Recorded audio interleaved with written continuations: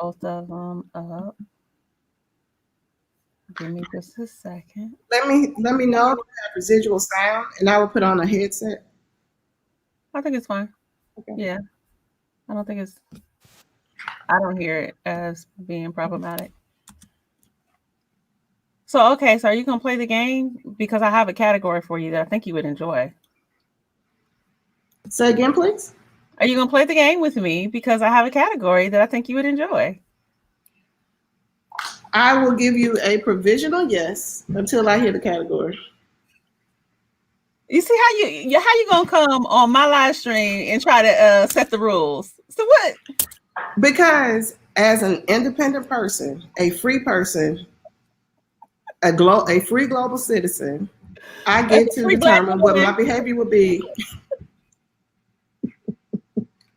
Okay, I said let me share the category, and if I believe that I can contribute, I will most likely take the challenge. But we want everyone to make sure that they are good able morning, to everyone. You enjoy. see how I'm gonna have to kick my guest off already? Y'all see that, Good right? morning, good afternoon, Facebook family.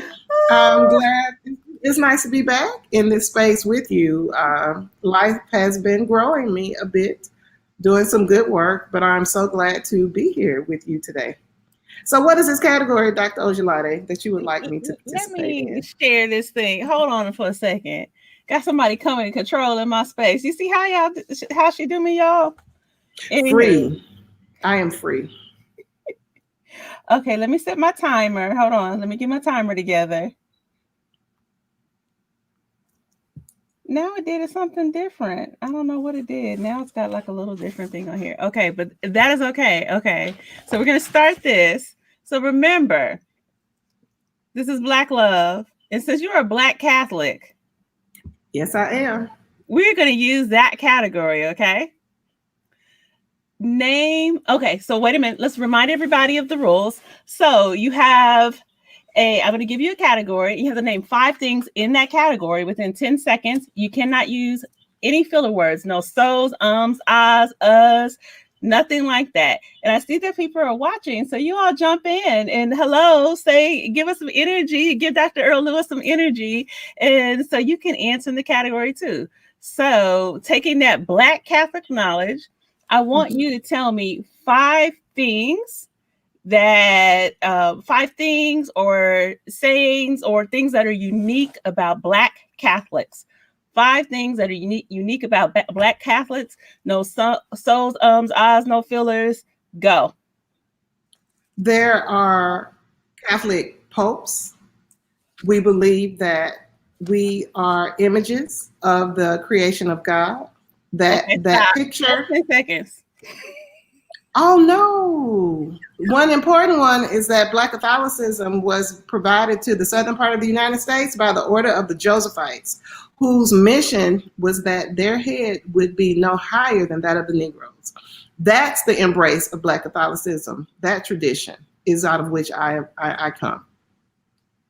Well, thank you. So Even though you was yes. like way over 10 seconds. I know. But time is fluid within the experience of African people. We know that you're trying to impose these other centrisms on my experience, but I apologize. But yes, and I was So raised, Angela's listening. She said, ma'am, that was 3 minutes. It took you 3 minutes to say. but there were no arms, There there were no weren't. us. There weren't. You did that excellent because I started out with the so, and you did that way better than I did. So I'm gonna give you credit for that. Can I do one more category? If you believe I can be successful, yes. I don't know if you could be successful. What do y'all think? Let's see our audience. Let's see if our audience knows this category. We're gonna stay with Black Catholicism, and I don't even know if there's 5 in this category, but we're gonna try. Okay. Again, 5 things, 10 seconds. 5 Black popes. The Go. five African popes. That's Okay. what you want to speak about, but I would rather talk about the saints because the 5 African popes came early in the church and they were not fully melanated. So people do not embrace them as being African because of the way in which we racialize our community. You So see in what I gotta terms deal with, of y'all? You see what I gotta deal with? You see what I got to do with? St. Martin de Porres. Say, okay, I will stop, Dr. Ojelade. I will cooperate. But yes, yes. But we need to have a whole, we need to talk about the engagement of Black culture within the context of these other churches. Because again, even the Roman Catholic Church belongs to Black people. We have our full experience, and people are a bit leery. They're a bit concerned because of the browning of the Catholic Church right now, with the influx of more African priests and Latin American priests. They're concerned that this is going to change the culture of the church when it's going to take us back to our origin. It's going to take us back to our original origins. So that's why it's important. But I would like for us, and I have some great guests to bring along. I think we'll definitely put that on the calendar. Good afternoon, everyone. My name is Dr. Ifetayo Ojelade. I'm a licensed psychologist and the executive director at A Healing Paradigm. We're based in Atlanta, Georgia. And as you can see, this is not only a colleague, this amazing woman is my friend, Dr. Monique Earl-Lewis. She is the director of the Faculty Development Teaching and Advising Center at Morehouse College. She's also an associate professor in the Department of Africana Studies, and she is an unapologetic Black Catholic. And so your sister's here. Hi, Wanda. Hi, I invited all of the people, and I want to acknowledge the uniqueness of our department, our Africana Studies program. I am trained as an organizational psychologist, so I am very fortunate to be able to apply the training of my practice as a psychologist, an African-centered organizational psychologist, within the context of teaching and learning. So I feel very fortunate to have these amazing colleagues where we bring our gifts to enhance, prosper, and promote the survival of people of African descent across the globe. Well, thank you, Dr. Earl-Lewis. I always appreciate just you being willing to have these conversations with me.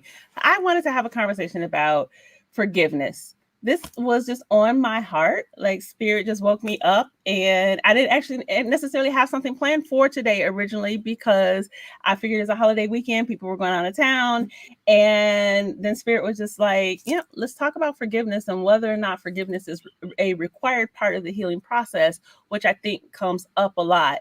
And so part of what I wanted to do in this conversation today is do kind of this dual perspective, because I'm a counseling psychologist. So I'm the type of psychologist that actually sees people and have done clinical work historically.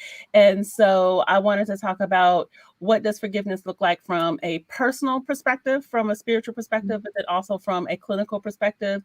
And then I wanted you to come on also because we have these conversations from a spiritual perspective. And although what I love about our conversations is although we have different faith systems, there's so much commonality in how we show up and in the conversations that we have. And I mean, even in the spaces of difference, we still respect that difference that's there. And so I want to start out, and I guess you already kind of did it. So in my little game, people know that you're a Black Catholic, but I want you to center yourself first and just talk a little, just briefly about when you come from the perspective of forgiveness, like define forgiveness for yourself, and what does that mean for you when you think of the concept of forgiveness? And then I'll jump in and I'll tell my perspective. Okay. Well, when I think about how I define forgiveness, it is most certainly connected to my faith practice as a Black Catholic. It's also connected to the ways in which I learned to be in relationship with other people in my family in terms of how we're socialized in these early social systems. So as I define forgiveness first as a Black Catholic of loving my brother, my sister, as I love myself. And which is sometimes very difficult. It's sometimes difficult to love ourselves. It's sometimes difficult to love other people, to love one another as I have loved you, which is the charge of Christianity. As an individual and as a professional in the work, I define forgiveness as being able to move past the harm, the hurt, the injury that another has caused that allows me to be my best self. At a very personal level, it's not allowing anything that has occurred to get between me and my God. Because I think that my God would have to fix my heart for me to receive the blessings that are coming to me to be able to do my best work and to be my best self. Hmm. And so when I think about it, I love the way that you said that. When I think about it for myself, growing up, my perspective was a little bit different. So I grew up in California, which you know, and I wasn't raised religiously at all. So my family is historically Catholic, and so that's why you always joke that my grandparents sent you to me. Sent me. Ashe. Yes, they did. I don't know that they would have defined themselves. And actually, I need to ask questions about that as Black Catholics in the same way that you define yourself, because I think it's a very specific experience, a very powerful and rich experience. They were. They are Black and they were Catholics, and I would definitely define my grandfather as a race man, but they were the only Catholics in the area that they lived in, where you lived in a town where you went to Black Catholic schools, and it was a very different Mm-hmm. experience than what they had Mm-hmm. for themselves.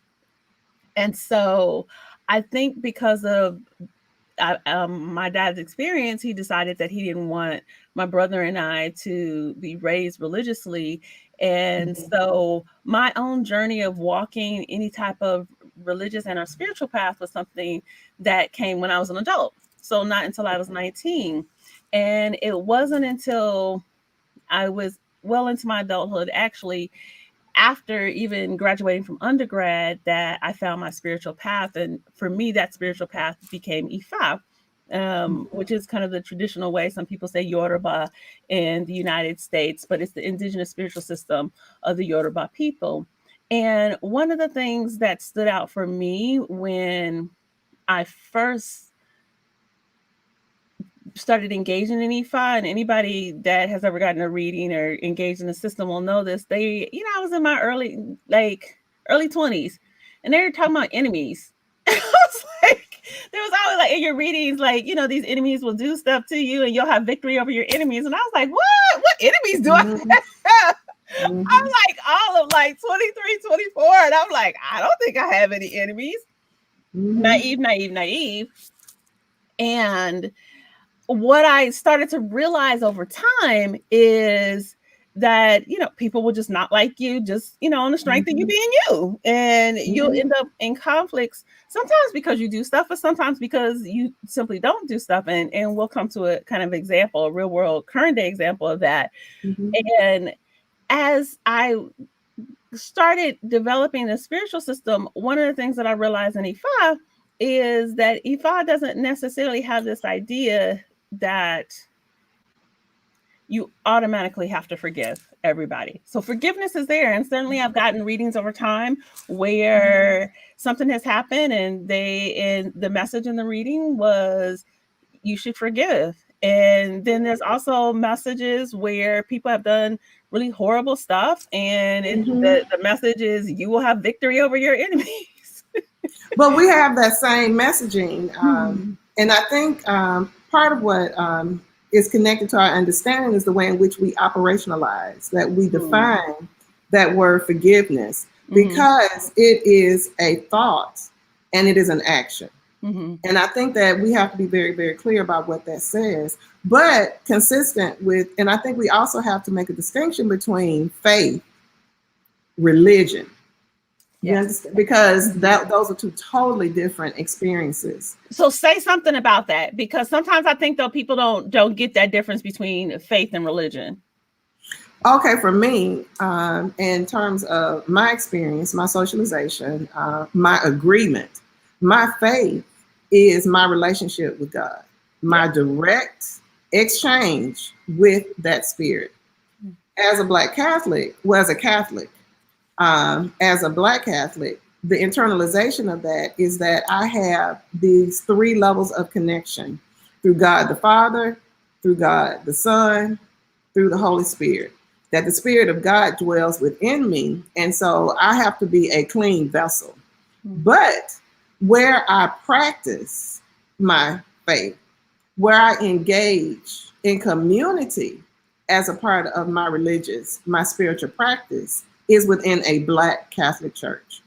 In Mobile, Alabama, which is where I was born, I was a member of the oldest Black Catholic church community in the state, Most Pure Heart of Mary. When I moved to California, I was a member of St. Bridget Catholic Church, a Black Catholic church. When I moved to Miami, I became a member of St. Francis Xavier, a Black Catholic church. Here in Atlanta, I'm a member of the Mother Church. I used to be a member when I lived in Southwest of a different community, but living downtown, I attend Our Lady of Lourdes. But that is a priority for me. I cannot live in a city where there is not a Black Catholic experience. And when we've traveled together, you have been gracious to not only help me locate a Black Catholic church experience every time we went to Africa. Yes. And in Kenya, it was such a wonderful experience because you saw the engagement of African principles within the expression of the church. So that's why I can be in the Catholic Church as a person of African descent, because it has always reflected my culture and individualized experience. But I was also born in 1965, which means I was coming out of my family who I didn't know they were Black nationalists until I began to study this theory. But they have always privileged Blackness and embraced Blackness as a core part of our identities. So everything stems from that. I think what's interesting is that when you say faith, the way that I hear it for myself is I think of that spirituality, like my relationship with the ancestors, my relationship with the Orisha, my relationship with myself, my higher self, and that connection with the divine, which has nothing to do with the rituals that I do around my practice in terms of Ifa, which is totally different. And so even when I think about forgiveness, I think of this example for me, and we were talking about this earlier, that for me, I separate releasing of energy from the process of forgiveness. So years ago, remember I was telling you, I get these messages about having victory over my enemies, and I was very naive, and I didn't get that people wouldn't like me. And I remember having this conflict with someone that I was really close to, and I was very hurt. And now understanding, looking back, I realized that she was just really jealous of me. I was married at the time. I had kids. We had we had purchased a house. For young people, there were lots of things that were going well for us. You're trying to post it. Oh, but I'm not going to be able to because I have to wait till I turn down the sound on my iPad. My apology. Because I have like two things running, and you can turn the sound off, like the thing that I have running. Okay. So we ended up in a conflict and not being friends. And I remember having to really work through emotionally the disappointment of this person being really destructive when I thought that she was my friend. And I mean, I was angry at first, and then I've spent many years in therapy. And so I was really working through the emotion and being able to release that from her. And so just releasing that energy. And I was adamant I wasn't forgiving her. But I think that's where we disagree. I think that was forgiveness. I think people believe that just because you release the harm, the hurt, you choose to no longer carry that with you, that means you have to go and pick up that person and pretend what they did was not harmful. I think that part of how I understand forgiveness is also embedded within the sacraments of the church. So in the process, for instance, we talk about this negrescence process as a part of our identity, how we become Black in our understanding. I went through that not knowing that that's what it was at the time, because that was just the experience of me being socialized in my particular familial environment. But there's also a process work to become Catholic. So one of the core sacraments connected to being in community, being in relationship, is that of reconciliation. It's the second sacrament that we learn about as a part of our faith practice that requires me to confess my sins. In terms of saying, and people think, oh, why are you confessing to a person? That person doesn't forgive you. You're absolutely right. The priest does not forgive me of my sins. It is an exercise where I can acknowledge in a public space what I have done harmful. If I have been disobedient, it doesn't allow me to hide. So in that process, if I have been disrespectful, because when you're young, you confess that I didn't listen to my mama. I hit my brother. I hid my sister's things and didn't tell her where it was when she was looking for it. So she's confessing right now. Oh, she knows. Oh, my people, they know me and they love me as me. So what I'm saying is but not only do I have to give voice to my behavior that's unacceptable, I have to go and apologize or make some type of amends. Some of those amends were me engaging in prayer, me engaging in sacrificial behavior. So it may mean then you may need to help your sister with her chores this week since you were not helpful to her before. That would be my act of reconciliation. It means you don't hit your brother. You understand? So I'm saying, so it's a process work whereby you have to acknowledge what you did when you are the offender and make restitution, make amends, but it's a truth-telling tool because the forgiveness, the reconciliation at the higher level is with the spirit. It is with your creator. It is with God, who sees all, who knows all. So I think that those are the differences in understanding sometimes.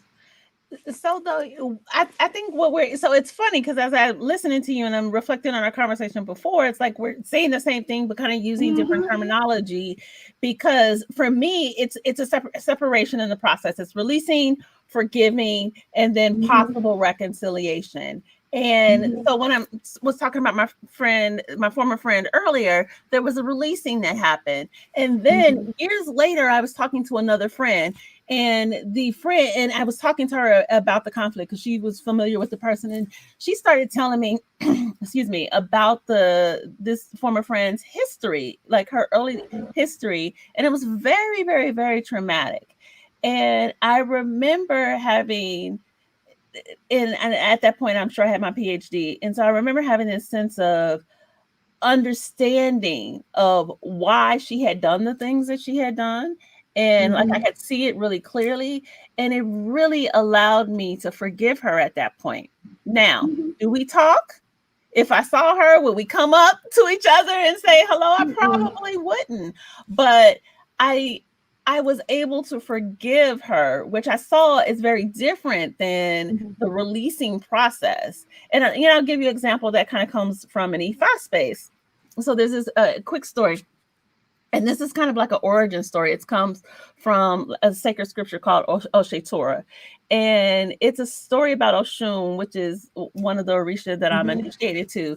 And in this particular story, so Oshun is this goddess that comes down. So God sends these 17 Orisha to the earth, and 16 are male, 1 female. So Oshun is the only female.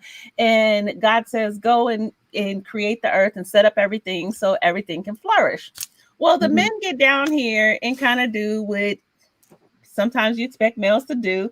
They ignore Oshun. She's off to the side. The men are trying to fix up everything and get the earth ready, and nothing is working out. And so like the women can't have babies, like nothing is flourishing. The crops are all messed up and everything. And so the male Orisha cannot figure out what is going on. So they go back up to Olodumare, God, and say, hey, you sent us down here to work everything out and nothing is working. And God says, well, what about the woman that I sent with you? What did y'all do with the woman? And they were like, oh, she was a woman. We put her to the side. And God said, you might want to go and beg her forgiveness And so they went back to the 16 Orisha, male Orisha went back to Earth. They begged Oshun for forgiveness, and she was like, okay. And she released her power. And that is what actually allowed the Earth to flourish.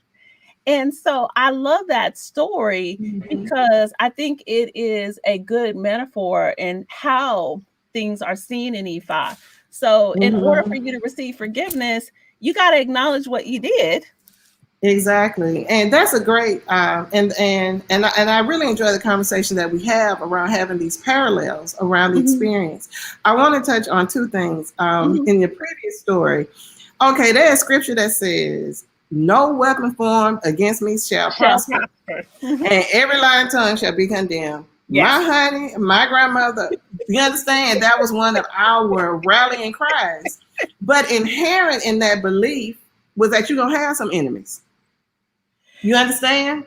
And I didn't get that when I was young. Yes. And I did not. No, I understand. Yeah. So I'm saying, so I learned early that people, because an example, of course, was Christ. He didn't do anything, but they decided to crucify him. But because of the nature of human beings. Now, the second piece that I wanted to state very similarly was with the creation of Eve. God made all of these. He made every living creature under the sun, made man. And he was like, I need to do something else. And one of the things that people, when I talk about this creation story and the privileging of women within the word, not the way women are treated and by men, but the way in which God created Eve as a gift, as a helpmate, as a partner. It says God made man out the dirt. You understand?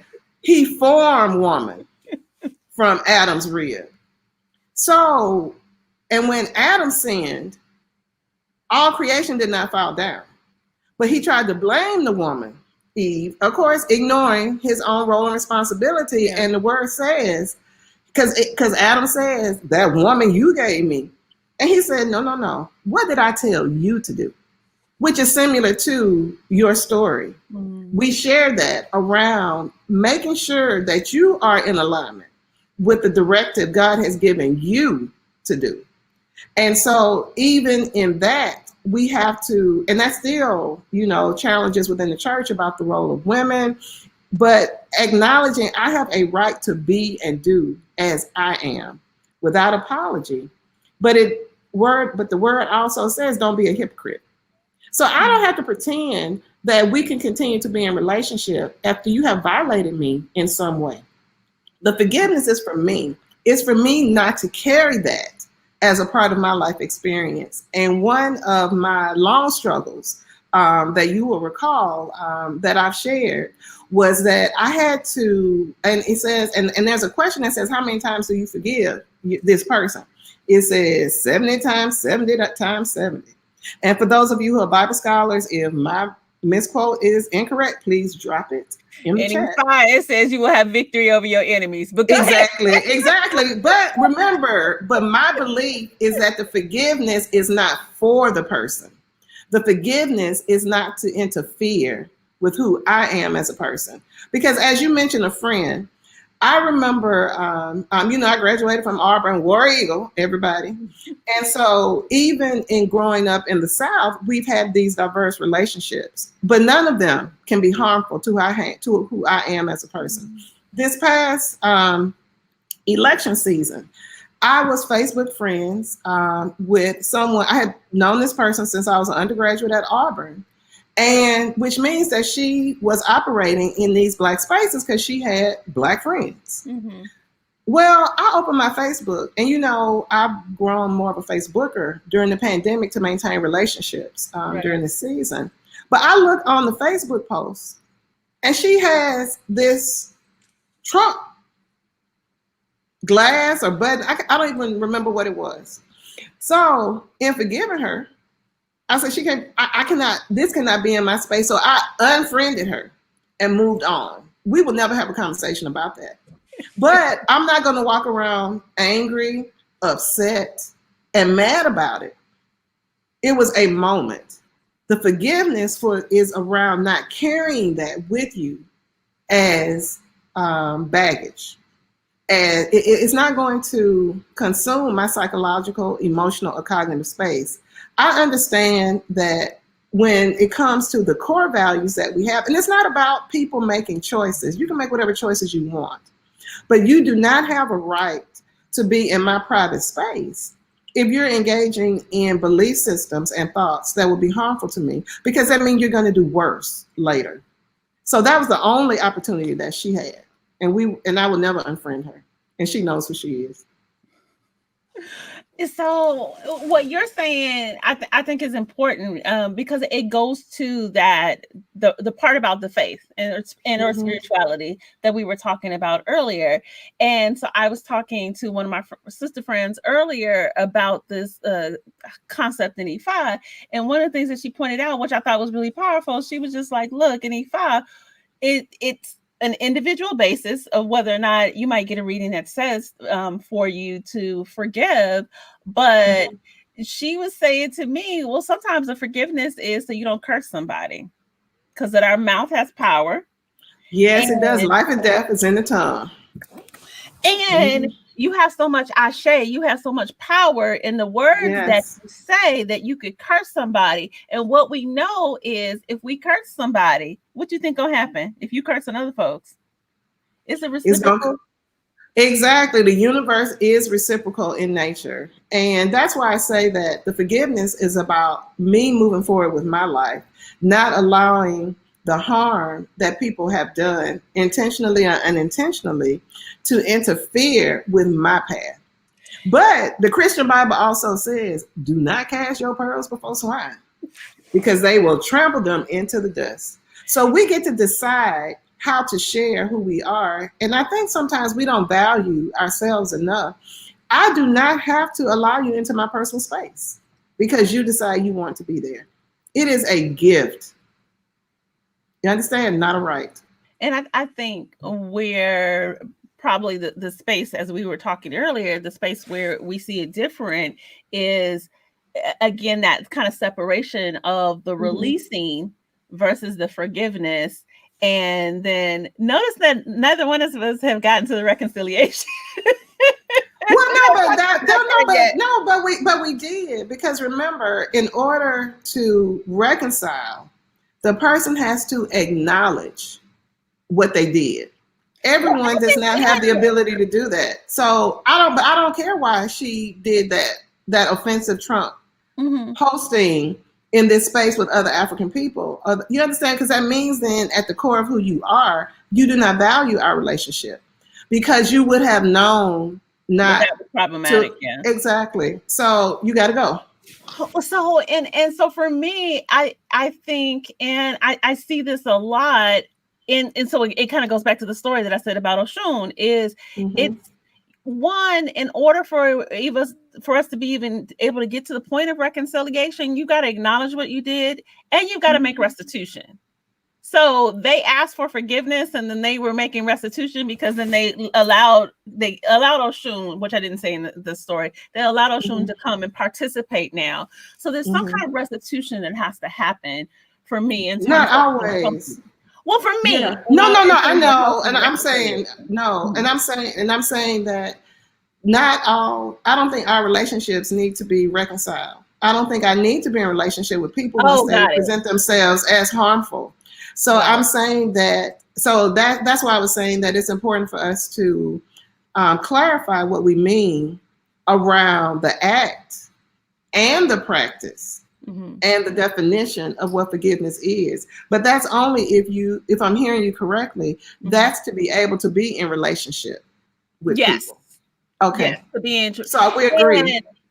And I think it depends on the type of relationship. So I was at, unfortunately, I was at a funeral this past weekend, and for a really young person, and there were people there, because we're all parents and have children, or around this age. We showed up, and there's folks now that we've got 20-year-olds, and we've known each other for a long time. And so if you got a big old room and a big old funeral, some folks gonna have fallen out over 20 something years. And there was one person, one brother that came up to me, and it wasn't really so much a falling out with me. It was a falling out with my ex-husband. And, in an attempt to be in solidarity with my ex-spouse, I was no longer speaking with this person. And he came up to me and he spoke. And I mean, this is literally the first time that we've spoken in, well over a decade. And there was nothing that was said about the incident, but there was a lot said in the way things happened, the sitting down and having a meal together, the intentionality of coming up to me and hugging me, and us talking about our kids, and asking, oh, can I have my son call you because he's trying to do X, Y, and Z. And so there was lots of things that were in there that were attempts at repairing something. Now, does that mean that we're going to be on the phone next week? No, not at all. But I do think that it is important for us to have that space where we open our hearts when people reach out in reasonable ways. And this wasn't something that was life-changing. So I see, it was reasonable for that to kind of get repaired somewhat. But I also hear in that sharing that the relationship was severed not as a result of anything either one of you did. No, it was a result of something that he did. No, exactly. So I'm saying that it wasn't something you did. You were not the injured party or the source of the injury. Because not indirectly, not directly, yeah. So again, you were not responsible for the action that occurred. No, you were only responsible for your decision to remain in solidarity with your partner, which is what a larger commitment was. And we stand by the people that we love, as my grandmama said, when they wrong or when they right. But you need to have Jesus with you in the meantime so that you can figure out what's happening, because she was remember, this is a Christian Catholic family, because she was a convert from the AME church. So that's all that I'm saying. So you would have your deities, your Orishas that accompanying you on this journey.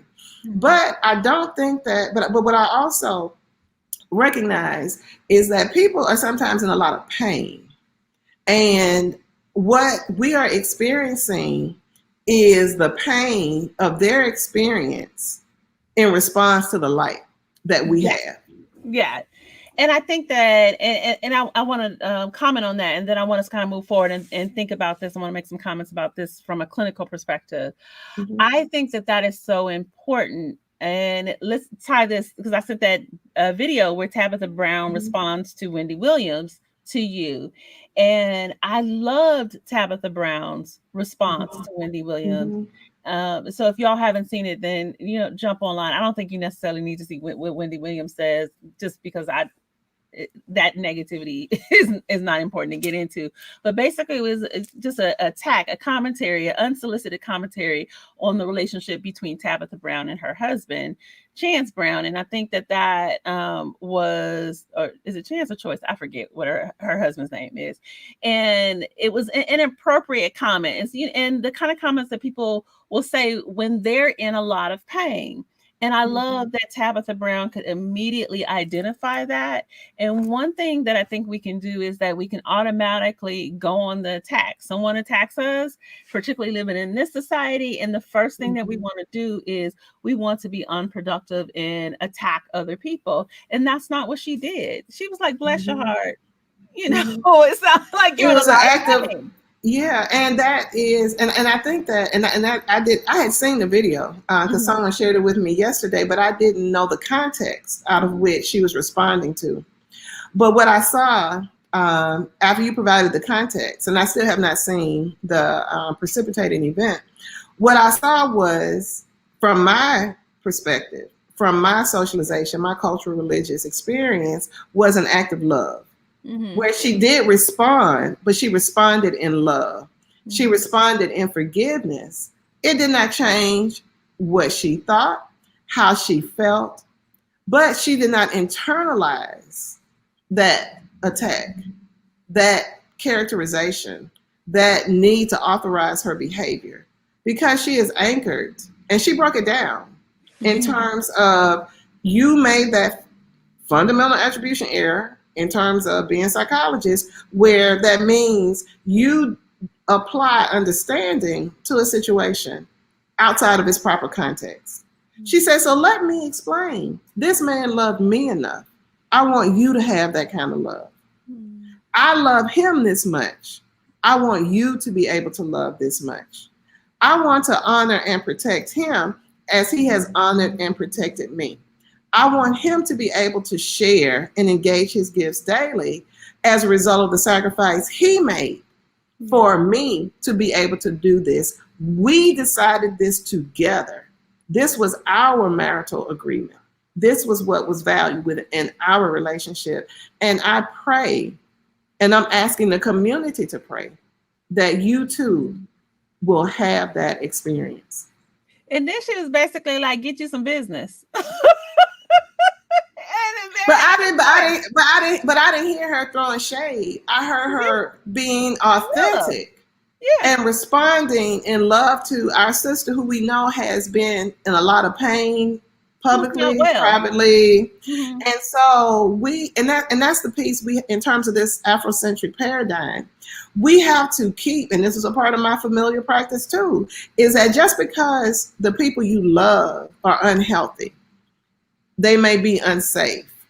You provide barriers of protection and support, but you don't give them the opportunity to be harmful to you without your permission. Ashe. Yes. And so let's kind of move forward. So I think we set a good foundation of our personal perspectives about forgiveness. And so I was going to say, mine is definitely sounds situational. And but I think the smaller things. Go ahead. What were you going to say? No, I'm saying, no, you're right. It absolutely is. I think we have to take each situation, because there is no one size fits all for forgiveness outside of not allowing it to be harmful to you. I think we would agree on that. I would not expect a person, for instance, if, and this is real talk, there were people that my grandmother, my mother, they did not leave us alone with.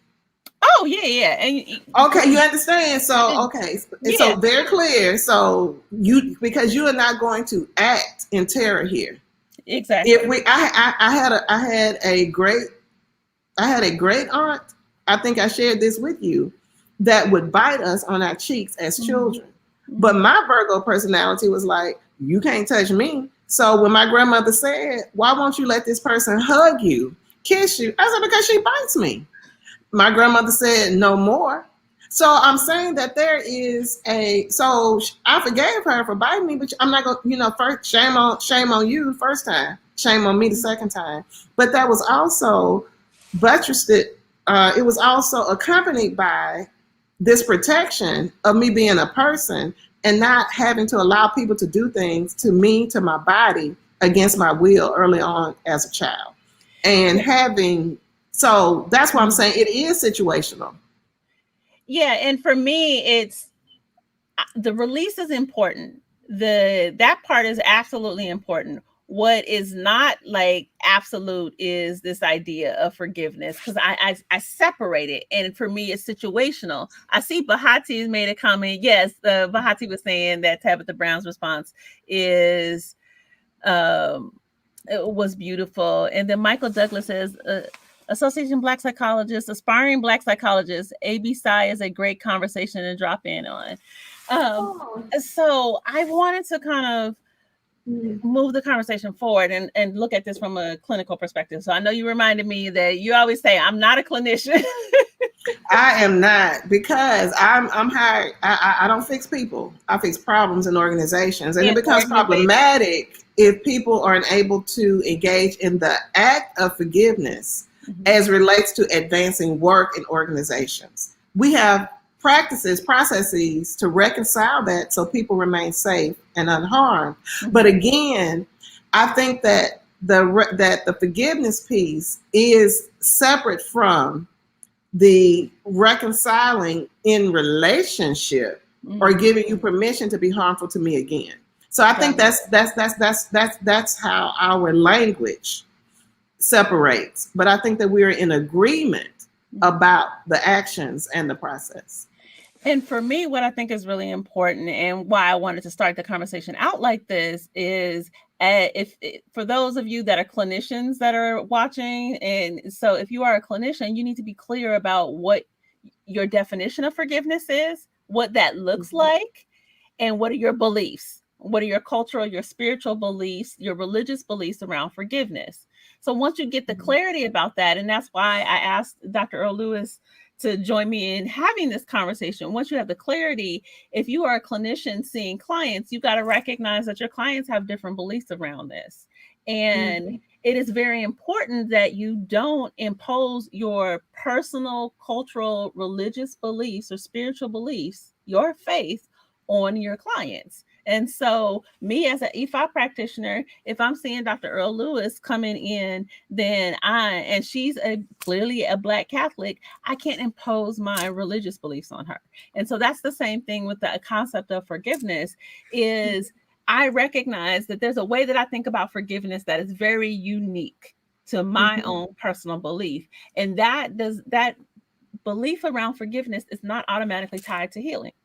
So people can heal, they can walk through an entire process. And that's particularly important when people have long-term traumatic experiences. They can go through this process of healing and they don't necessarily have, I shouldn't say necessarily, they don't have to forgive the person. And I think a good example of that is everything that's going on with Bill Cosby right now.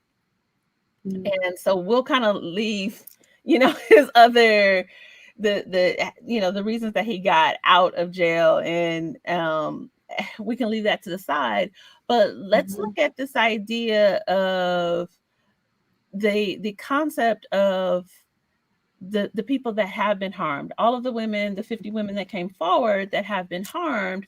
And if I'm waiting on Bill Cosby to apologize or make reconciliation, if I was one of those women, that's not going to happen.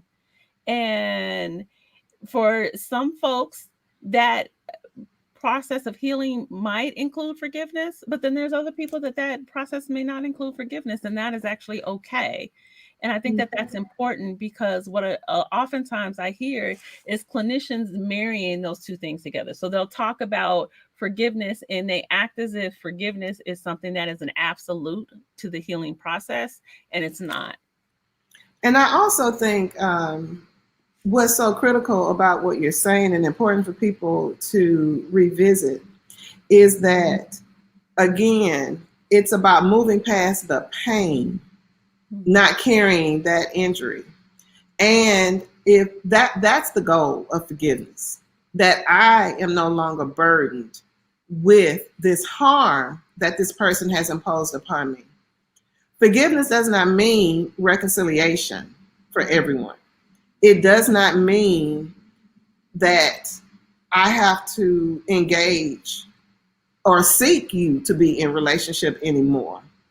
It only means that I have moved past my pain from this experience, the way that I see it, and I'm able to go on a healthy path. But I do not forget the harm, because when it shows up again, those characteristics in a different person, I need to self-protect. Yes. Around not being in a position where I may be harmed again. And so this happens, and that's why I'm saying that not everyone is going to acknowledge, as you're saying, which is the first path, the first step, in so many ways, acknowledgement. And so as a part of my being a Black Catholic, being a Catholic, that sacrament required you to talk about what you are doing that is not right. So that's a socialization that we learned early on, being able to speak truth about not just how wonderful I am as a person, but my shortcomings, where I fail. Exactly. And to say, and sometimes, and it doesn't happen immediately. Mm-hmm. And sometimes forgiveness may take years. It's not like the microwave, you put it in there and pop, pop, there it is. But as long as you are moving towards healing your own pain, I think that is the core essential ingredient for forgiveness. It doesn't mean we're ever going to talk again. Mm-hmm. But I'm not carrying you with me, but I will commit to my memory the behaviors that are harmful to me so that if they show up again, as my grandmother said, you cut that tree off at the root. You didn't say it clearly though. You said it more formally. Cut the tree off at the. Root. Thank you. That's it. Sorry, this is my headset. So, I think that I also admire the work that you all do as clinicians, counseling psychologists, and I'm so grateful to be a part of this community. But my calling, because I did study, as you know, with the master's in behavioral studies and counseling, but but Spirit said this is not where your gift strength is.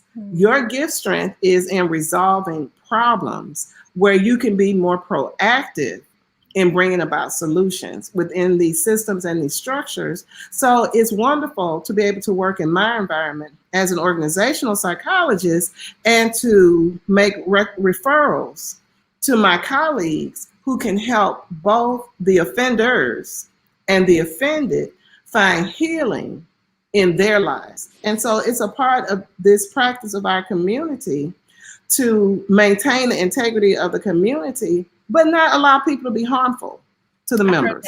Well, and I think for me, that's the thing with the whole Bill Cosby situation is, so yes, it was, I mean, we look at the legal reasoning. I mean, this solid legal reasoning. So this unjust legal system was just for him because he's got money.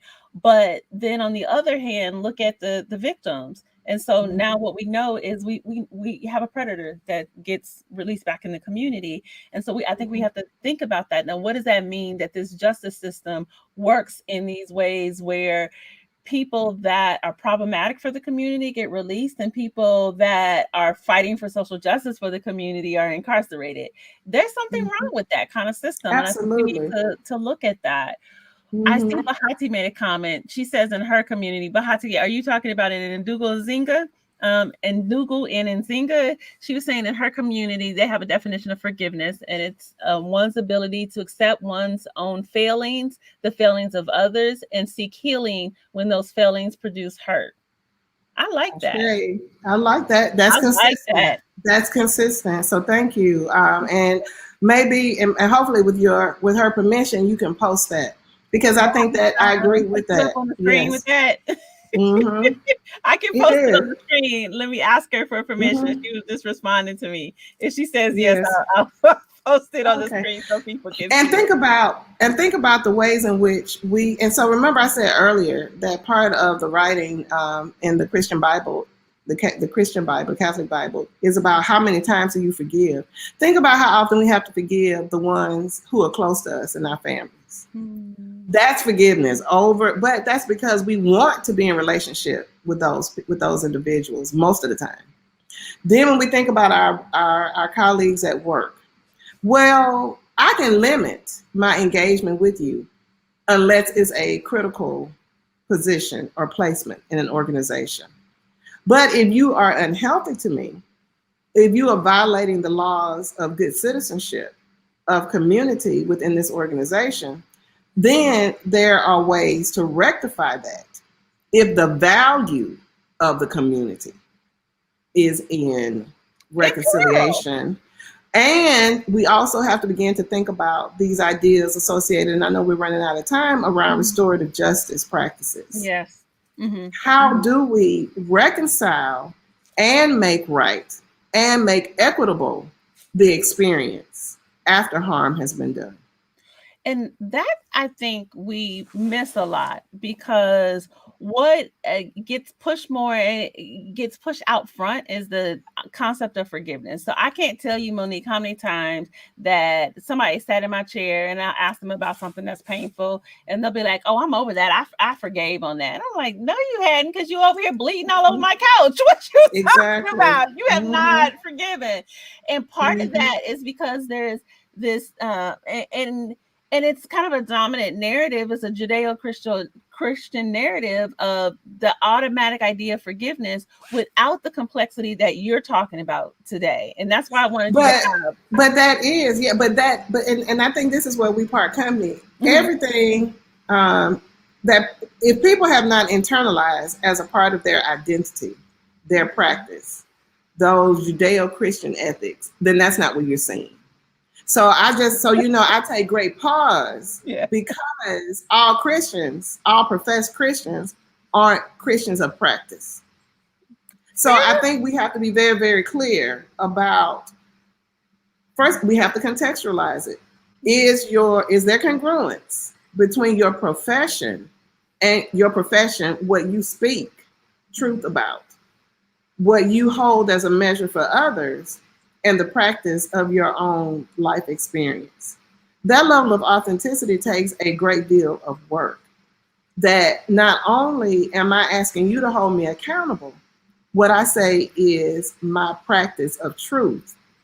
That when I do not meet my own standards, you have my permission to hold me accountable.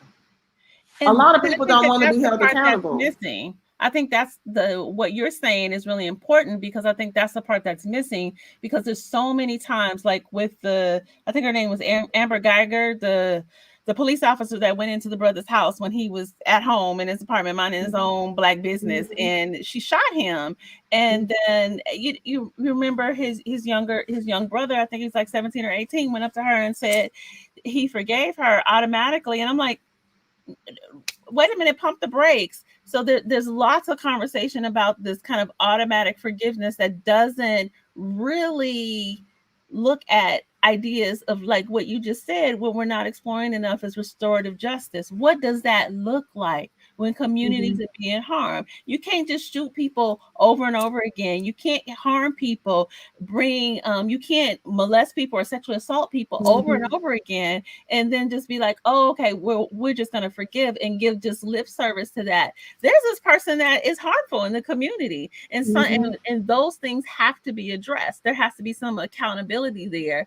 And so Bahati is asking, I don't know that either one of us can answer this question. And Bahati is asking, what does restorative justice look like for Bill Cosby? Should he be in a treatment center? What should that look like? Most people who believe he is innocent believe he has served his time. One thing that I will say, Bahati, is the whole idea of the folks that say that they believe that he's innocent. I think that that is the part of the psychological attack on our community. Our community will not be safe. And when I say our community, I'm talking about people of African descent in this country. We will never be safe until our women and children are safe.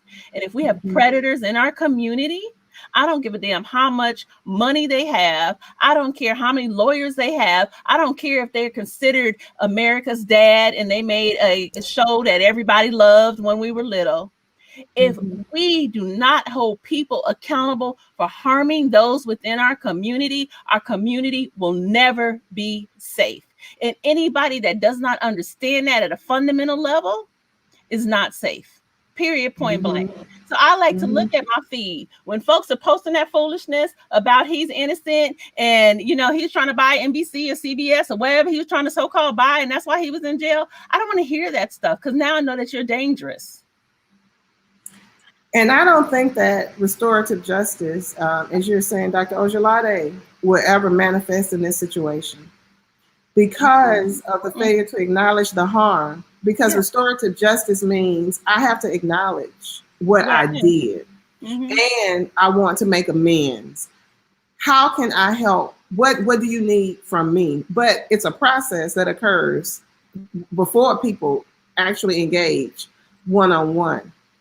I don't think that that particular principle will apply here, as you were saying, because there will never be there will never be a public acknowledgement, because we even know that the reason why he was released is because of a confession that was not supposed to be used against him the way in which the laws work.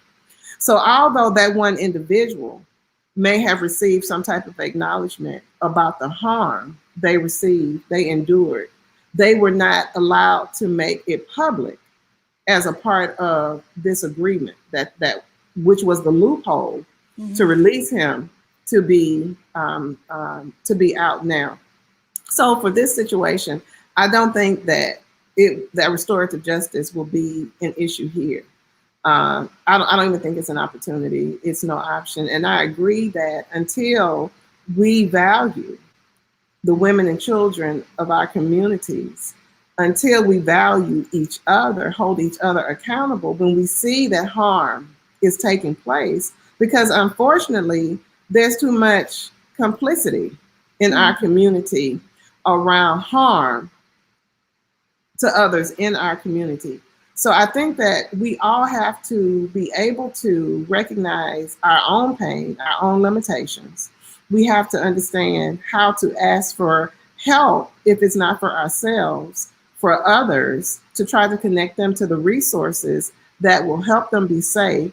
We have to share out of what we have in terms of our time, our talents, our treasures, to be able to build this beloved community. This is this idealized space that we want to live in. And we have to be able to have these conversations that we have, Dr. Ojelade, where we find the overlapping spaces between my belief, your belief, our shared understanding, because across all of these spiritual places, we share the same ancestors. We share the same spirit, and we want to achieve the same goals of being healthy, of being loving, being able to love. But if people reject that, you move on from that.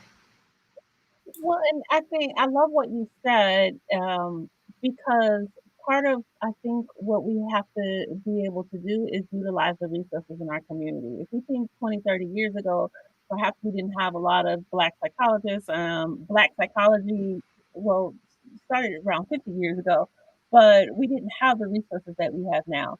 We have folks that are clinicians within our community that understand restorative justice, that understand working with, and I was trying to get one of my colleagues to come on today, and she wasn't able to do it.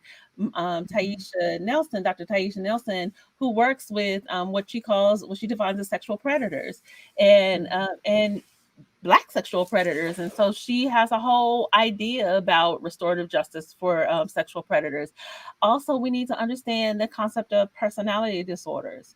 And, um, as a psychologist, I can never diagnose somebody that I can't see. So I always have to say that kind of disclaimer. But when we look at folks that repeatedly harm, and so we can think about that in a number of folks, and in this situation, we can think about, recent administrations in this country where you see someone that is a pathological liar, that's always harming, that's engaging in criminal behavior, that shows no remorse, that shows them, that perceives himself as the victim and is just harmful over and over again.